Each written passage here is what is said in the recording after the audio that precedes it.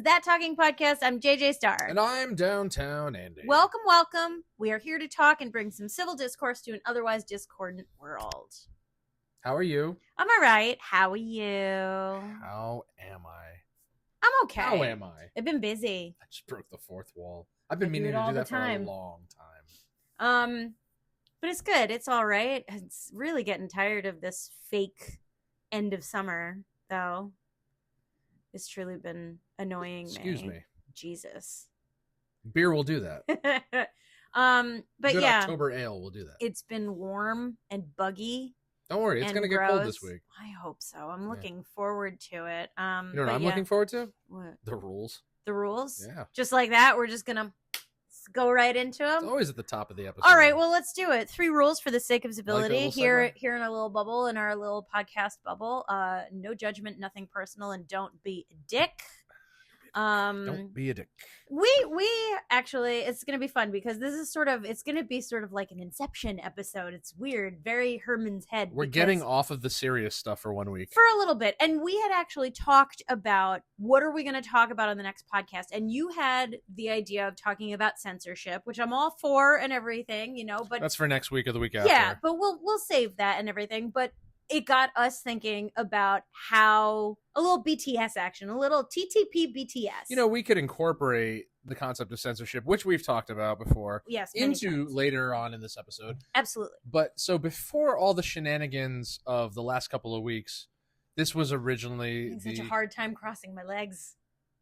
You okay? You Yeah, having a Sharon Stone moment? No, I'm and I'm okay. We were toying with the idea of doing an episode on how do we come up with topics, Yeah. and then the world fell apart. Yeah. But we were talking about, discussing like the topics we wanted to discuss. And there were for lack of a better way of saying, superficial topics that we had, sort of, I say we, mostly me, that we had sort of floated and everything. And then, yes, the world fell apart and we got sort of sucked into a lot of serious talk. Well, I mean, there's always going to be serious There's always things going on in the world. things going on. That's just it. And every once in a while, you got me terrified now. Is this but that's not on the camera. the wall breaking? We're fine. Break the floor's the wall uneven. down! It's fine. But that's just it. Is that like Shout out to Chris Jericho. for me as a human person, I get really exhausted at all of the human travesty out there. Oh God, I thought you were going to say human trafficking. That's one I get aspect tired of the human it. trafficking. But it's just, it's like there is so much heaviness in the world. Everything is heavy because we make it that way. We've talked about that like everything we've all gone deaf as the air conditioner goes off. I know, but we're like gonna start dripping. we've all, I feel like we've all managed to place so much weight on absolutely every, I'm going to say topic because I'm not going to call them all issues. I feel like we make issues out of every topic of conversation. And yes. That's a modern trend, though. Yeah, but it's exhausting. Because not to everything me. has to be an issue. No, Not I said everything was that. made into an issue, like when we were growing up. But that's just it. What did we talk about in the car on the way dropping Henry off was we're turning into those older people now who just complain about Don't everything. say we. Do not say we. You have done it just as much as I. No. Yeah. I do not. No. First of all, we were not talking about us turning into people. We were talking about you not wanting to become that grumpy old man who just complains about the way things are and the way things used to be. Yeah. And then we had to bring it round to the fact that you're already there. Thank you. In all honesty, I think we're all a little bit there because, people don't really see the optimism in a lot of things. They don't take the optimistic route. Everyone it's so much easier to pick apart what you don't like about something than to speak to the good qualities. For most people. Yeah. For most people. Personally, for me, total opposite.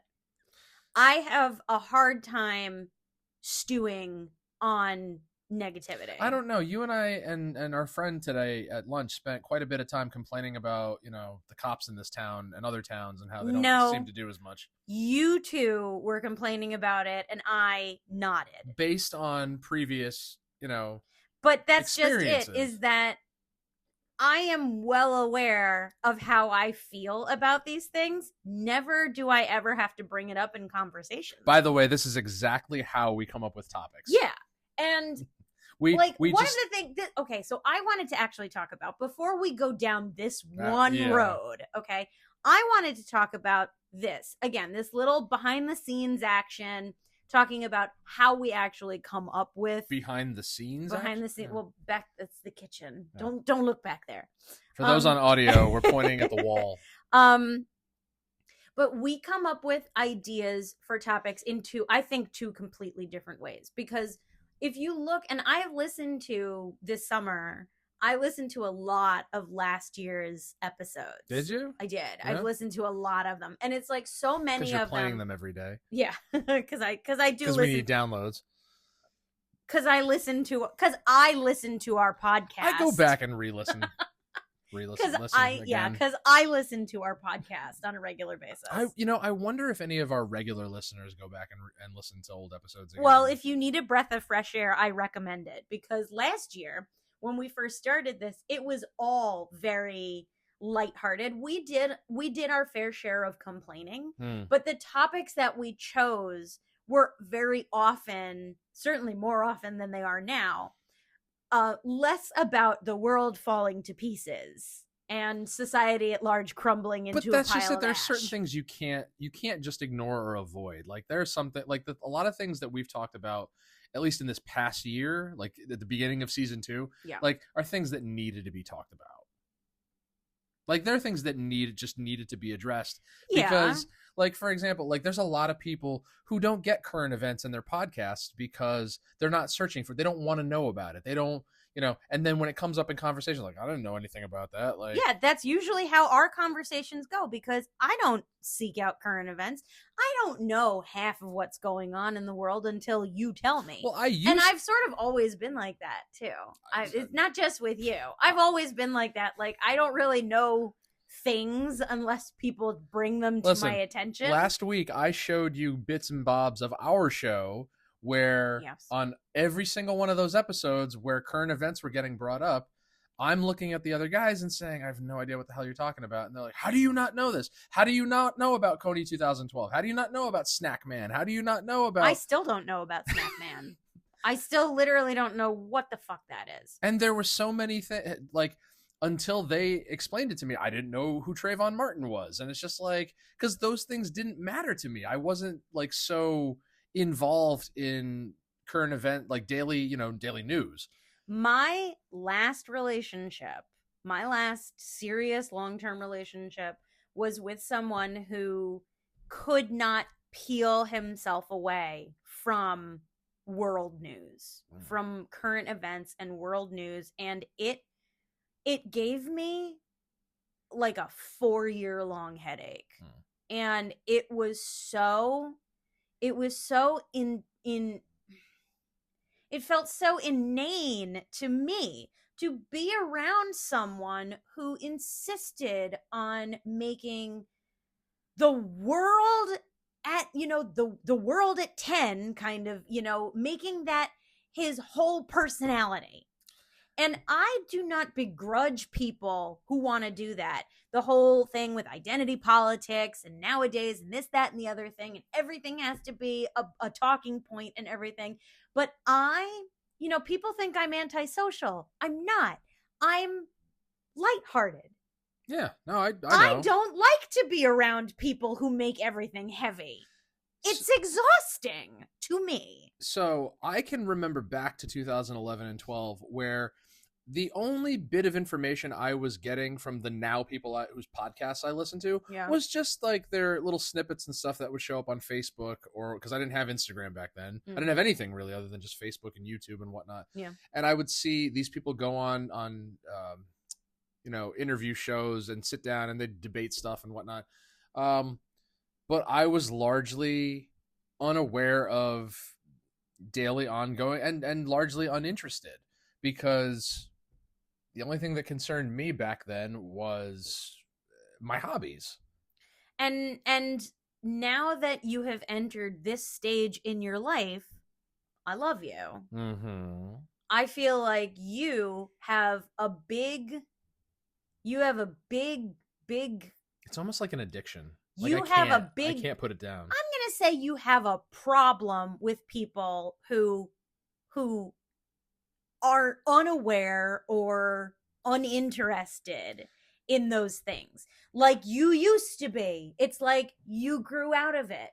And those of us that have not grown out of it, I feel like you judge. I feel like you and people, not just you as an individual, but there is a whole mass of people out there who judge, who get very judgy about it.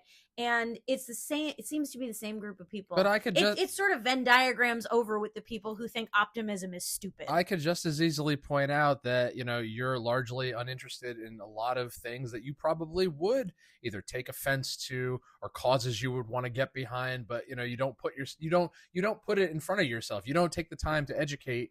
And like, I'm not gonna begrudge you for not being up on world news. Like, again, I don't even really want to be up on it, but now it's in our faces every day because our feeds are not our social media feeds are not by chance anymore. It's all, you know, algorithmic and done on purpose to get clicks, to get hits, to get people's attention and interested and this and that and the other thing. And it's just like, it's difficult to walk away. There have been times where I've shut down my social medias. I've like been on the cusp of deleting them permanently. I've removed them from my home screen so I wouldn't be tempted to open them up. And it's just like,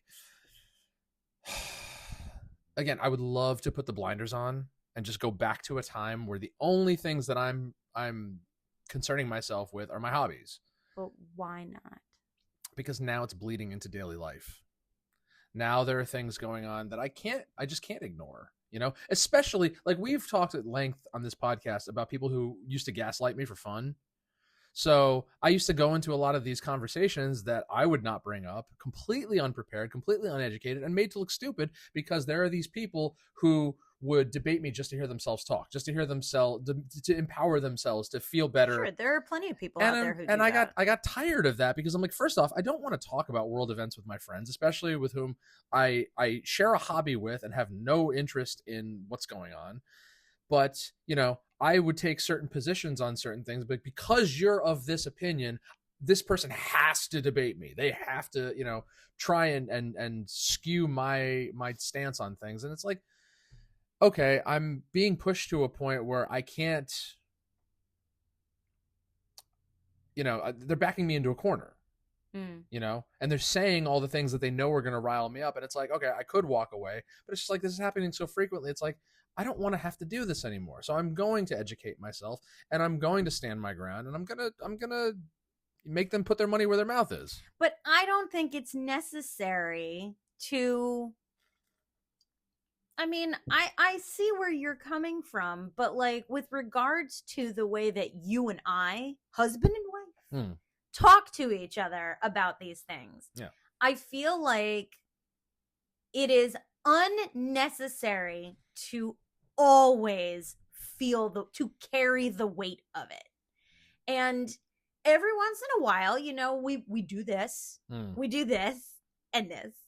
And you and I, we get very serious about the things that we are serious about. We're serious about a lot of stuff, but we're also silly gooses. Yeah. Silly geese, if you will.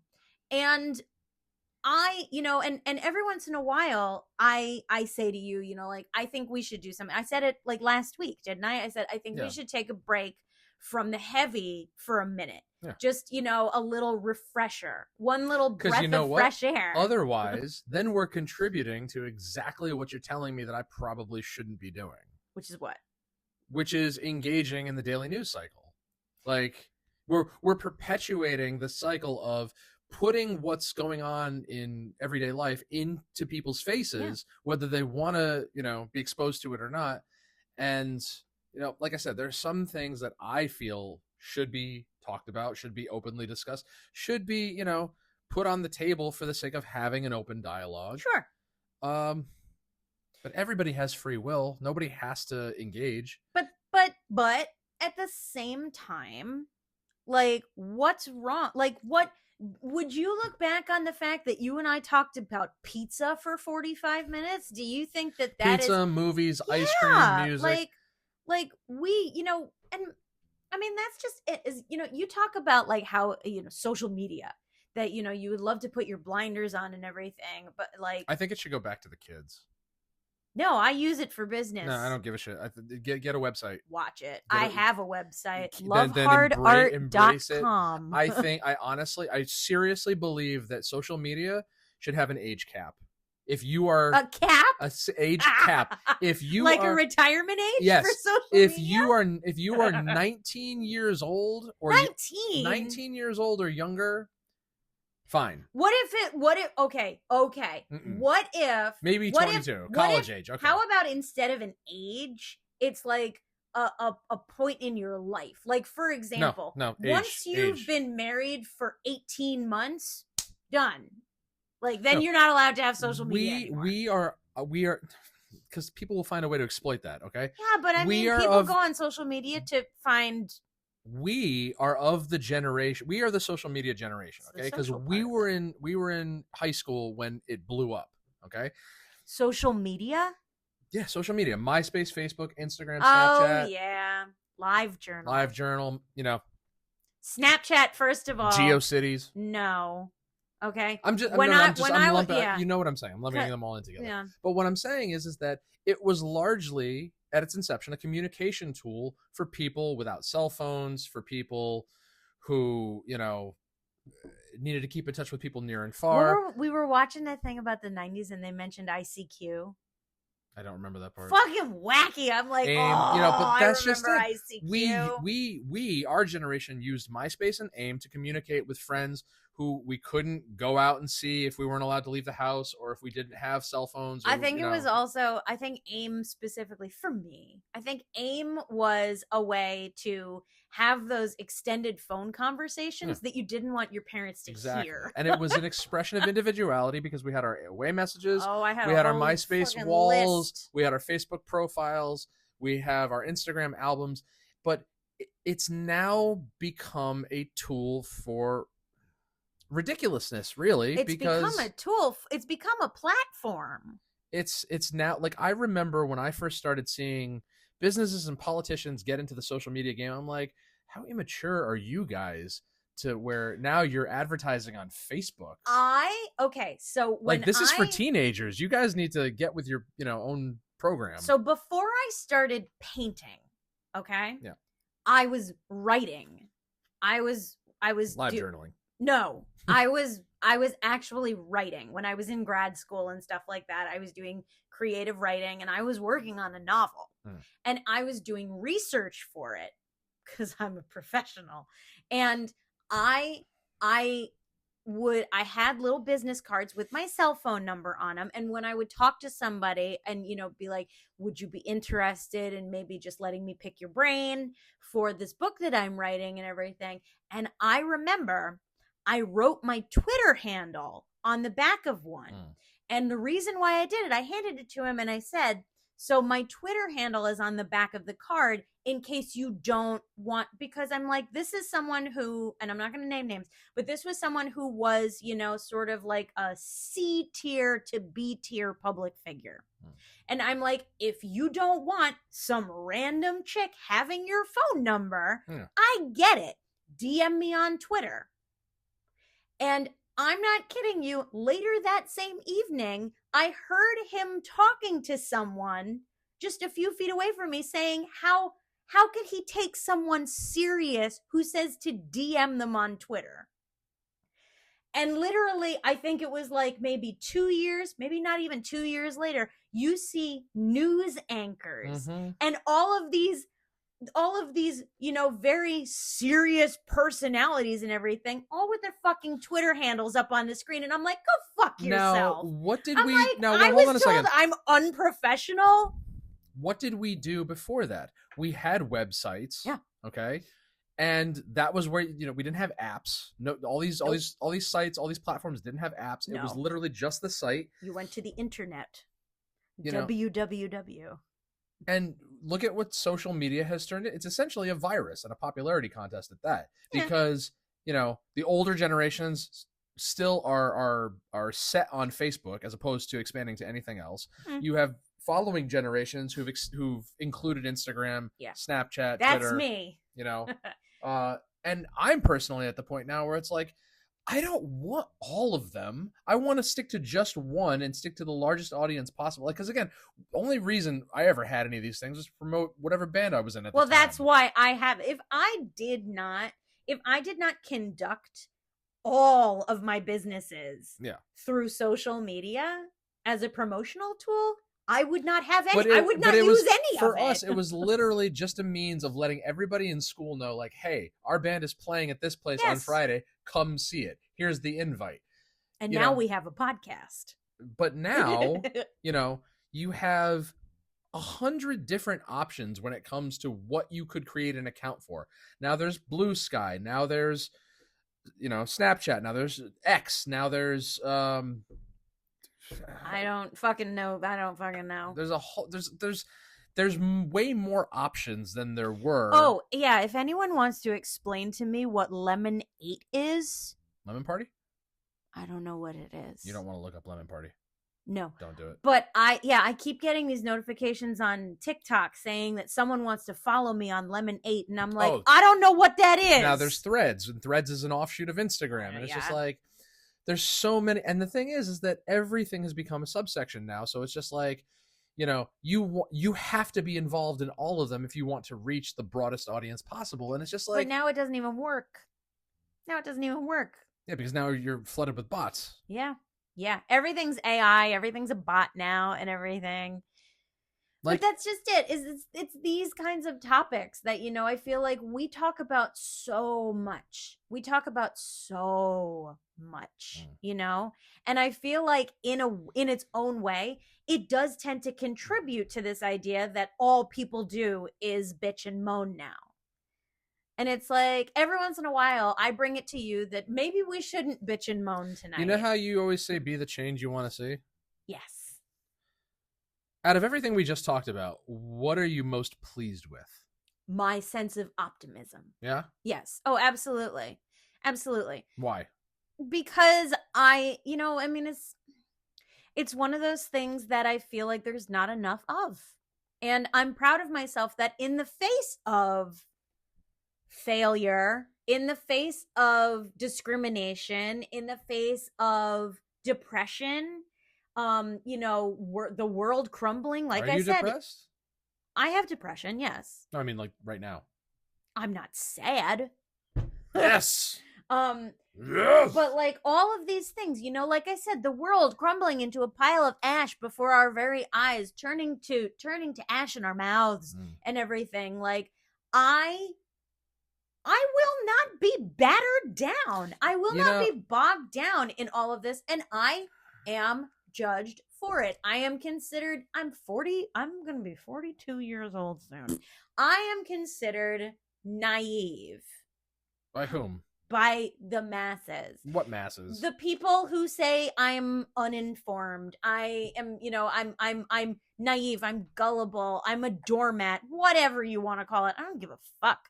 That's just it. Is that I am the change I want to see in the world. Because it's so much easier to sit behind a screen and tell somebody and say something to tear somebody down than to lift them up. It's just like, and then the people who come to so-and-so's aid are going to be looked at just as equally as naive and ridiculous because they're being optimistic in someone's defense. And the people who are tearing others down don't have that same reinforcement. I had a moment today. You were there for it. I was. I had a moment early this morning where we were getting ready to go out, right, and meet your friend. And I think this was the second time that I would have missed out on it because you did see him. You were working the first time. I was working the first time. Okay. So this time I was like, and I have work to do getting ready for this weekend and stuff, but I'm like, I'm putting the time aside. I want to go out with my family. I want to meet your friend and everything. And I want to have a good time for once. And it's not like we're going far. It's not like we're doing this, but I did not sleep well. I woke up. I took strong meds this morning and I took them really early and Mm. my body did not react well to it. And I felt very jittery and very hot and very sick this morning. And we were about to leave the house and you looked at me and you said, do you want to just stay home? And do you remember my reaction? Mm-hmm. I quite literally, I got choked up and I said, I'm so fucking sick of this. I go through that so often. The amount of bullshit that I have to deal with physically and emotionally because of the physical stuff is it would drown some people, but I nonetheless refuse to drown in it. I refuse to do that. I am going to be fine. And I tell myself that every fucking day. Every day. And there are days where I have to tell myself that. So to be around people on those days who do nothing but find the bad things to talk about. Did you hear about this tragedy? How do you not know about this? Oh, did you see this on social media? This is disgusting. This is appalling. This is inhuman. Hold on, let me stop you. Let me stop you. Oh my God, it's like, please just get away from me. Let me stop you right there. Let me be sunshine and lollipops. What's really disgusting, appalling, inhuman, and all that is what they're doing. Yes! Saying to you that how could you not know about this disgusting, appalling, inhuman thing? It's just like, shut the fuck up. Not everybody has their finger on the pulse of what's going on in the world. And that's just it, is that it's not necessarily that I don't care. And it's also not up to them to determine how outraged or not you're going to be. Now, that brings up something that I wanted to touch on that you actually said before. That there might be... You actually listen when I talk? I do. But you said something before about sort of along the lines of that, like, there might be things out there that would outrage me. There are causes I might want to back and things like that. But that's just it, is that just because I'm not seeking them out doesn't mean I don't back them. I wasn't gonna insinuate but that's just it, is that, my blinders for the most part kind of are on, and it's not because I can't handle it and everything. It's just because I don't want to get bogged down in it. That's an enviable quality, because again, I lived in that world for a long time and couldn't give two shits about, like I said, I didn't know about Trayvon Martin, I didn't know about Coney 2012, I didn't know about Snackman, and I didn't know about half the other thing. Like, those are all from one in particular episode, but like everything else that we talked about that was in the, because like, I don't know if I've said this on this podcast, but the podcast I did years ago was literally just my excuse to get together with friends that I didn't see regularly, just so we could drink and have a good time and just hang out. Yes. And we're just like, all right, we're going to set up a camera for 2-3 hours. We're going to drink and we're going to just shoot the shit and have fun. And then I'm going to edit it into something clever looking. But that was at a time in my life where I was largely oblivious to so much and completely content with it. Yeah. Because I wasn't really involved in politics. I had seen bits and pieces of people, like I said, doing interviews and talking about stuff. That, oh, I agree with this guy. Oh, I agree with that guy. And then later on, I got introduced to podcasts. I didn't start listening to podcasts in their traditional sense. Like on podcast platforms until 2-3 years ago. I would only see bits and bobs on YouTube or wherever else. I think I started about 9 or 10 years ago. Because I very, very easily will get tired of my own music. Like, I've listened to all my favorite music so much and so often that it's just like, all right, now I need something new to occupy to distract my brain while I'm out doing my job. Yeah. And I'm not really into looking for new music. Like, every so often somebody will, put something in front of me like, you'd really love this, you should check it out. I don't give it its due diligence. Sure. But, once I realized that there were people that I knew or agreed with or admired doing podcasts, and now everybody's doing a fucking podcast, it's just like, okay, because it's so much easier to put that on as background noise and to have that go, whether they're talking about something I really want to hear or not. Like, even the podcast, like, there's that one Yu-Gi-Oh podcast that I listen to every Thursday. Yeah.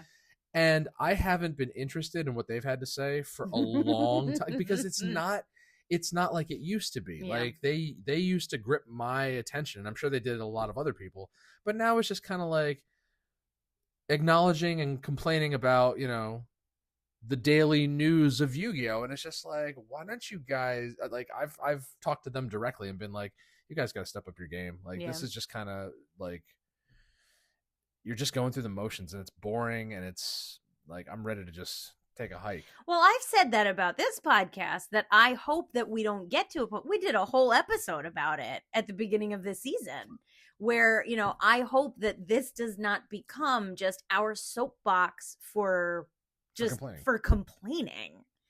Because I don't like to complain. Here's the real question. I like to move on. If everything in our lives all of a sudden became sunshine and rainbows, would we just talk about how great it is, or would we find things to complain about? I think about that in the news too. It's just like, if they were reporting on benevolent and positive stuff all the time, it's just like, would we accept that, or would we look for things to be upset about? I'm telling you right now that we absolutely would accept it, and I will give you concrete proof of why I believe that. Okay. If you were to open up any social media, let's say TikTok, you were to open up TikTok, I forgot about that one. Okay? You open up your TikTok, and the only thing on there are people posting pictures of, like, feeding grapes to raccoons. Which my feed is largely of. But that's it. No news media, no stupid dances. No baseball, no WWE. Baseball, no WWE, nothing. Just raccoons eating grapes. And that's it. And you just flip through it, and would you find something to complain about? Would you? No, I think I would probably... Would your brain say, oh my God, this is so boring? I think, like, would you probably go in search of something else at some point. Oh, not me, man. Well, because listen, I love seeing a raccoon as much as the next person. But again, I think eventually, like, we're not built to what's the word I'm looking for? We're not designed to consume the same thing in those quantities. It's just like, eventually there needs to be something else to keep, because again, it's like, I feel like we would just go brain dead at some point. Like, how are we going to grow? How are our minds and capabilities going to expand if we're just exposed to the same stimuli after so much time? I'm not suggesting you're not exposed to it. It was one instance of social media. But I'm asking you now, if you were to open up TikTok every single day and you literally just see raccoons eating grapes, okay, every single day. Is it only raccoons? It's only raccoons eating grapes. You see the same thing day in and day out, okay? It's not like having a wonderful marriage like we do, okay? And seeing the same person every day. But, like, again, if you see the same, if you just swipe and swipe and swipe and see the same thing, don't you think at some point you'd have to look for something else? I don't know. I really don't. I feel like, eventually I would say, you know what I really want to see? I want to see possums eating donuts. I don't think I would be like, oh my God, my mind is all numb. Of the devices surrounding us are listening, and now that's all you're going to see. God, I hope so. We've got possums outside. We could just go. Yeah. We should take the audience on a journey.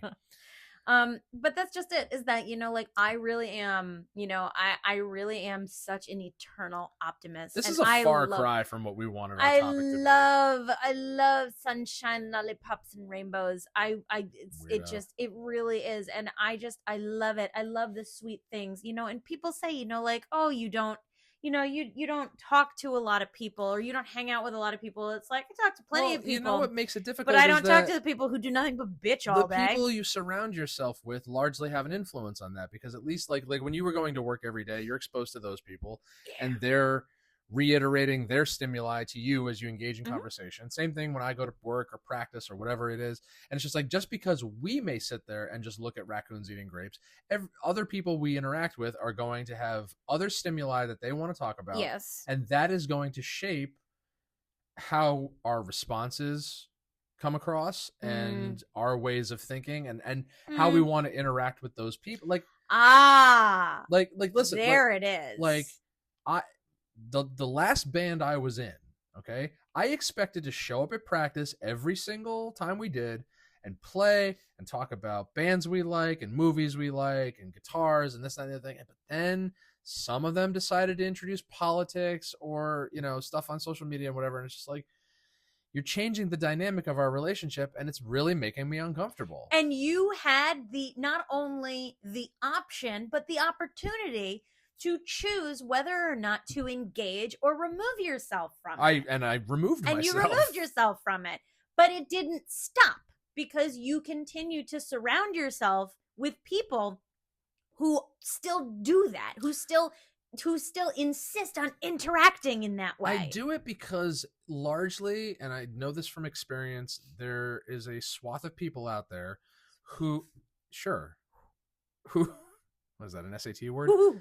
Who have a preconceived notion about what people of my ilk are like, and who purport that to others as factually true when it's really debatable. But that's the difference between you and me. That's the core, I think, the core difference.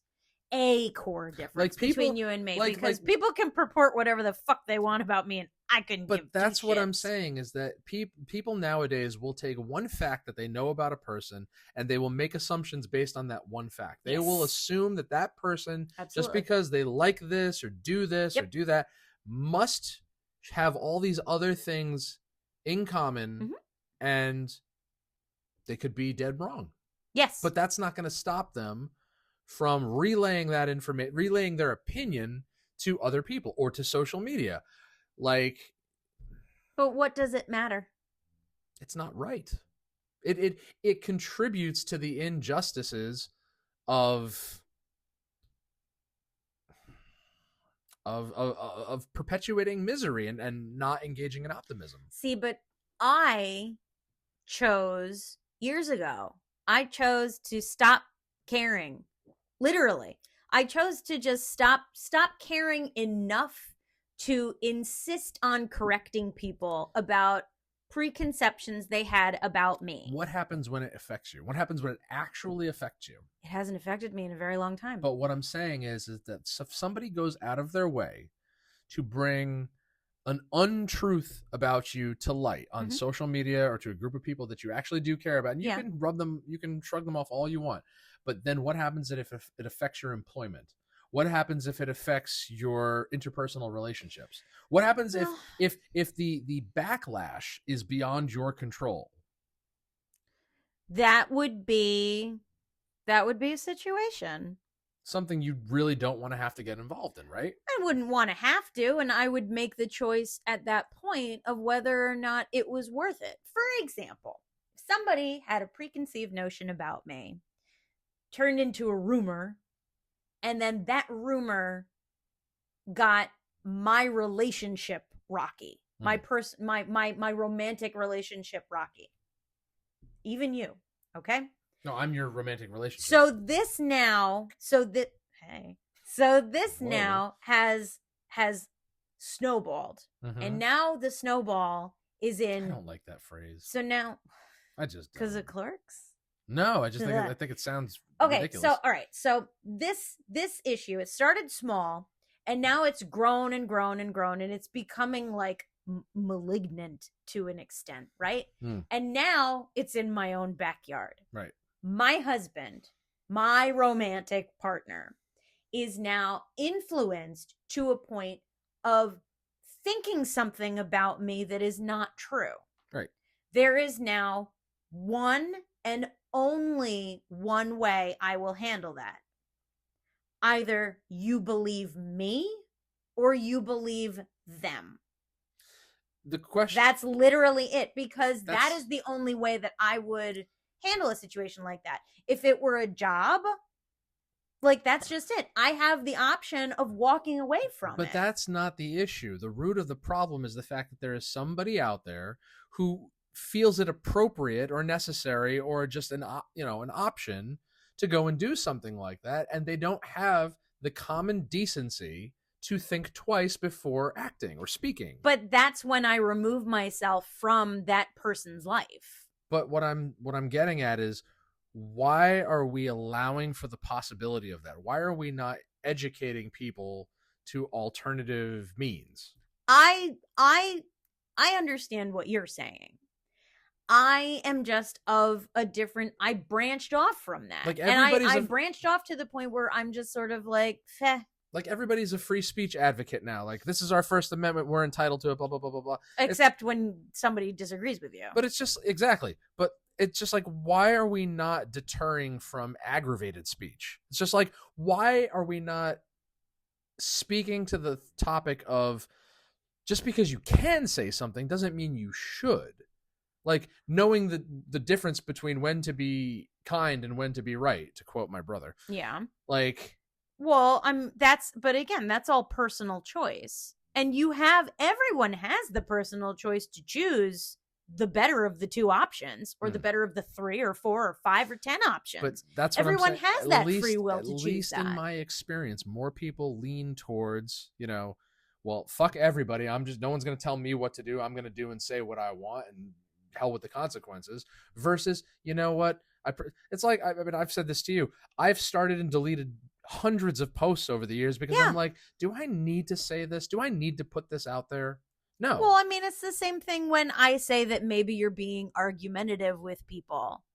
That people think you're an asshole at work and everything. Because when people push my buttons, I'm inclined to react. But you do have the option of not. And a lot of times I don't. But again, there are some instances, like, it's come easier with age.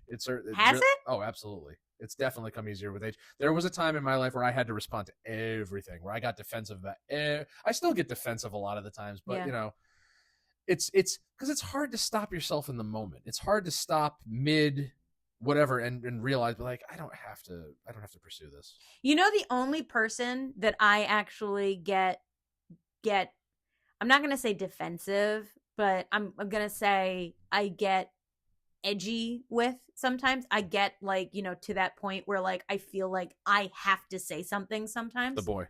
You. Ouch. Do you know why? Why? Because your opinion is the only one that actually matters to me. I know, right? That's the only reason why every once in a while you and I get heated, is because what you think and what you understand about me is important to me. When I listened to last week's episode, because I didn't give you a heads up, and I heard the tone in your voice, and I'm just like, oh, damn. What? Because you could hear, like, you were just getting ready to blow. I felt strongly. And I feel strongly a lot of the time with you because your opinion matters to me. I shrug everybody else off because their opinions don't matter to me. Even if they spread lies, bald-faced lies about me. Bald-faced? Bold-faced lies, not bald-faced. I feel like that was a cheap shot. Cut! Yes, my hairline is receding. I'm aware. I wasn't talking about you. Yeah, okay. So even if somebody spreads a bold-faced lie about me, can we just keep saying bald-faced? Bald-faced lie about me 9 times out of 10. I would say 9.9 times out of 10. I don't give a shit. It's just like the people who know me and the people kinda I like care those about. Shits next door. Yeah, they'll know. When they told the board truth. that I made a pass at his girlfriend, I'm just like, are you kidding me? Like, no. Wow. But that's just it, is that those are the things that are easiest to shrug off for me. And it seems to me like to other people, those are the hardest things because those are personal. But everybody makes everything so personal these days. Everything is a fight and an attack and I'm just like, I don't take anything. I'm so undefensive most of the time because I don't take things personally. It must be nice. It is. It's so light.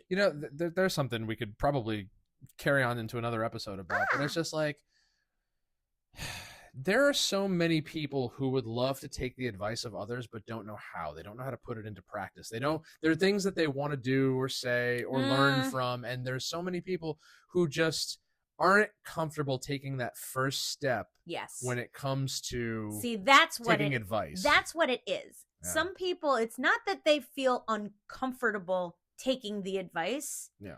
They feel uncomfortable putting it into action. Now I know exactly who's going to listen to this and be like, you were talking about me.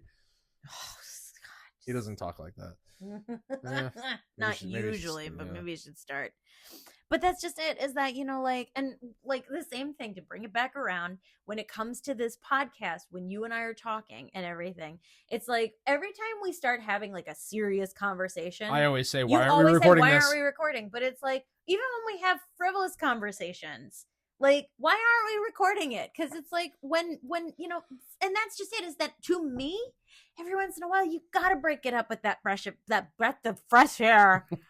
That breath of fresh air. I said it's nice having her on board. She's a breath of fresh air. Because it's just it, is that, it's the fluff piece at the end of the news, Breath where of fresh ass. where a house full of puppies all found homes and stuff, and yeah, here. Yes, all here. And We'll take your puppies. that woman today the was panda wonderful. had a new baby, kind of a shit. There you go. and, We'll end it on that. That fucking. Yeah. So I was talking to it's people. those Robin Scherbatsky pieces at the end of the Oh news. God. Anyway, no, so we had this couple come to the house today to sell me a guitar amp, and the woman was just like, "Thank you so much. This money is going to rescue another dog." And I'm like, "It is?" Which makes me I so was like, happy. "You need to come inside and meet my wife because she's gonna love hearing that." Yeah, they had just lost their dog, Who's and- also who's named also Sadie. named Sadie, and the money from selling this amp was going to rescue a dog, and I'm just like, good. Would you like more money? No, we're just gonna rescue more dogs. But yeah, like, that's just it. Is, to me, you need this. You need the break. You need the break. You need Bake Off Day to break up the monotony, the anger, the anger and hostility. the frustration. Yeah, because when you find something so heartwarming and so encouraging and so friendly, it becomes one Listen. of those things that it really is like, it becomes a highlight to me. And even more so because I've dragged you into it. I talked about Bob Ross and Fred Rogers for years, and it got to the Yeah. point where people were gifting me shirts and mugs and all sorts of, paraphernalia and knickknacks and things like that, because I would talk about them incessantly. But I'm like, I rediscovered Fred Rogers in 2016. Like, I think Oliver put it on one day, and then I just ran with it. Yeah. And it, rewatching all this stuff 25 whatever years later, it's just like, to observe those messages with a fresh opinion, like, yeah, I got so much more out of that series, out of what he did for a living as an adult, and I thought, this world needs another Fred Rogers. Yeah, it absolutely needs less of everybody else and more Fred Rogers, but instead everyone's just a Lady Elaine. Just a creepy kitchen witch. Be the Fred Rogers, not the Lady Elaine. Like, and the funny thing is that, like, it sounds silly now, but like, they were talking about stuff, to children. They were speaking to children on things like JFK's assassination, and racism, and this and that and the other thing. In, like, when did he get started? In the 60s, all the way up through 2000. Where nowadays, like, you're not supposed. I don't know. That we talk more about those same topics. We talk about them with a sense of outrage, so that we encourage others to become outraged, as opposed to understanding and feeling compassion for people. How about, instead of learning to be outraged, we learn to not do these things again? Yeah. Like, not to let them happen, not to let people get to the point where they get into those situations, or get into the situations of influencing others to allow these things to happen. Do you think we stayed on topic? Not at for all. this episode? Not at all. But I'd like to think that the people that listen to us, take something positive away from absolutely the fact that, you and I are, we don't just do this when we're standing in front of the cameras and the microphones. This is all we do. We do this all the time. In our off time. Yeah. All the time. In our underpants. Yeah. All the time. And that's why we did this, was to encourage people to talk to each other. Put the phones down when you're done listening to this. Put the phones down and Like, talk to each other. How many couples or families do we know that spend most of their time buried in their phones when they're in the room with each other, or spend so much more time away from each other than with each other? Yeah. Like, just be present. I think that's the most important, no matter what it's for. Like, we're not out here for a crusade or anything, but maybe we are. Like, maybe it's a crusade for the good of humanity. Maybe we're here to save the world. I did always want to be a superhero. Oh man, can you imagine if you and I were the ones to save humanity? We better get some Kevlar, and we'll have t-shirts made. But yeah, no, thank you out there in podcast land for listening to us. As usual, we got off topic, but it doesn't matter because that's the point. We love each other, and we're talking and we're talking to you, and we're glad that you're a part of this, because even if you don't partake in this conversation, just by listening to it, I hope you know that you are a part of this conversation. When you start paying us, you can choose the topics, and until then, we're going to talk about whatever we want to talk about. That's because right. It's our show. And thank you, and thank you for tuning in. We have had a blast. This weekend, ladies and germs, is the New York Blood and Ink Horror and Tattoo Convention in White Plains, New York, this Friday, Saturday, and Sunday, October 3rd, 4th, and 5th. Love Heart is there, baby. I'm going to walk right up to Bam and I'll be like, happy birthday, Bam. Yeah. Happy birthday, Bam. I'll be like, hey, same thing last year, remember? Yeah, he's just going to play with the dog the whole time. Yeah. Because that's what they did. Sadie made best friends with Bam Margera last year. Should we bring him a pair of sunglasses?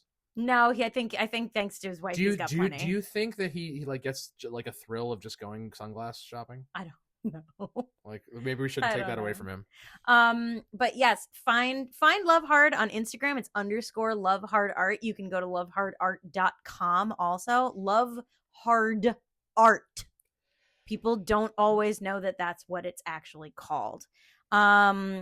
But yeah, this is the big show, and we've got so much awesome stuff that hopefully the humidity in my office right now is not destroying. If I'm speaking honestly, I think that your repertoire this year is exceptional. Thank you. Oh my God, tell all your friends. Pass it on.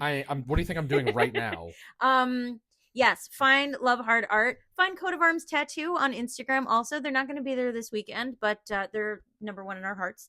And you got some stuff, right? I need to call them up. You have to call Coat of Arms. Coat of Arms? Yeah, I've got some ideas in mind. Oh, we'll go for it. It's been a while, so yeah. Yeah.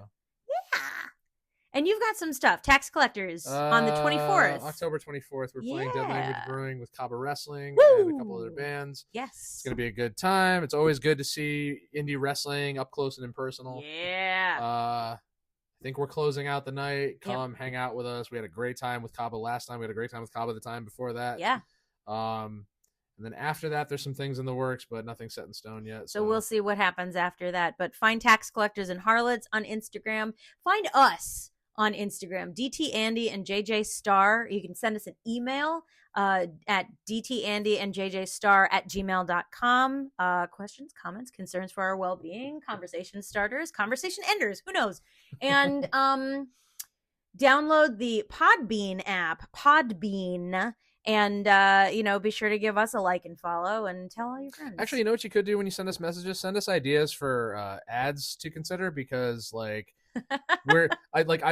gotten feedback from people about the ad placement, and listen, there is only so much control we have over it. Okay, money is money, and as long as it's green, we'll take it. Yeah, but I'm wondering, that's where we are right now. I'm curious to see if we're gonna hear the same ads from the same companies, or if it's just gonna be different every week.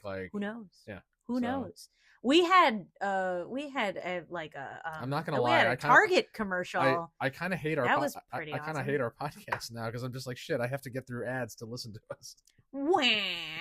Oh, I hate money. Wah. Listen, it's all we have. Yeah, all right? Yeah. But yes, thank you again, and that's a wrap from the three of us at That Talking Podcast. I'm JJ Star. And I'm Downtown Andy. We'll talk to you later.